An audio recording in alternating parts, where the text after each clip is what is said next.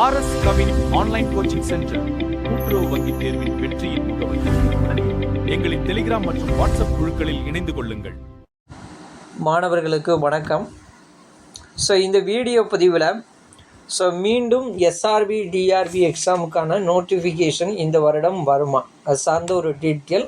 தென் சென்னை மாவட்ட டிஆர்பியில் இன்னும் இந்த ரேஷன் கடை ஜாபுக்கான ஃபைனல் ரிசல்ட் வரல அப்படின்னு சொல்லி ஒரு சில மாணவர்கள் கமெண்ட் செக்ஷனில் கமெண்ட் பண்ணியிருக்கீங்க. அது சார்ந்த ஒரு ஃபுல் டீட்டெயில்ஸ் இந்த வீடியோ பதிலாக பார்க்க போகிறோம்.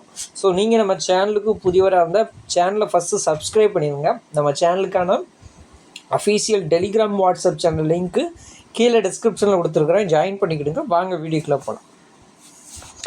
ஃபஸ்ட்டு இந்த டிஆர்பி எக்ஸ்ஆர்பி எக்ஸாமுக்கு கால்ஃபர் லாஸ்ட்டு 2019-20 தான் கால்ஃபர் பண்ணாங்க, சரிங்களா. அதுக்கப்புறம் 2 வருஷம் கோவிட் போயிட்டு அதுக்கப்புறம் 2023 கால்ஃபர் பண்ணாங்க. அதுக்கப்புறம் 2025 ரெகுலராக பார்த்துக்கிட்டிங்கன்னா 1 இயர் கேப்பு விட்டு தான் உங்களுக்கு இந்த எஸ்ஆர்பி டிஆர்பி எக்ஸாமுக்கான கால்ஃபர் பண்ணுவாங்க, சரிங்களா. அதே போல் 2026 மேக்ஸிமம் கால்ஃபர் வராது.